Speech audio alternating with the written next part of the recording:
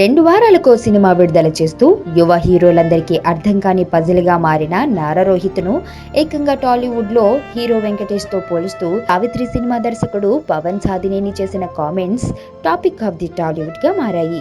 రేపు విడుదల కాబోతున్న సావిత్రి సినిమాని ప్రమోట్ చేస్తూ దర్శకుడు పవన్ సాధినేని కామెంట్స్ చేశాడు. గతంలో విక్టరీ వెంకటేష్ తన సినిమాల ఎంపిక విషయంలో అన్ని వర్గాల ప్రేక్షకులను మెప్పించేలా, ముఖ్యంగా ఫ్యామిలీ ప్రేక్షకులకు చేరువయ్యేలా వెంకటేష్ ఎలా విభిన్న సినిమాలు చేశాడో ఇప్పుడు అదే మార్గాన్ని నారా రోహిత్ అనుసరిస్తున్నాడని సంచలన వ్యాఖ్యలు చేశాడు దర్శకుడు పవన్. సోలో సినిమా తర్వాత మళ్ళీ రోహిత్ ని మంచి ఫ్యామిలీ ఎంటర్టైనర్ సినిమాలో చూడాలని చాలా మంది ఆశించారని, ఆ కోరికను సావిత్రి తీరుస్తుందని పవన్ చెబుతున్నాడు.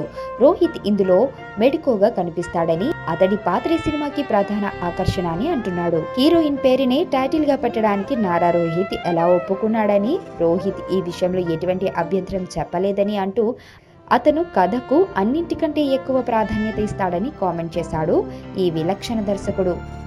కలూరి సింతామణి నా పేరంటే తెలియనోళ్ళు లేరే జాని, వయసు లెక్క సీక్రెట్ గాని నన్నడగ మాక అంటాంది జారేవుని.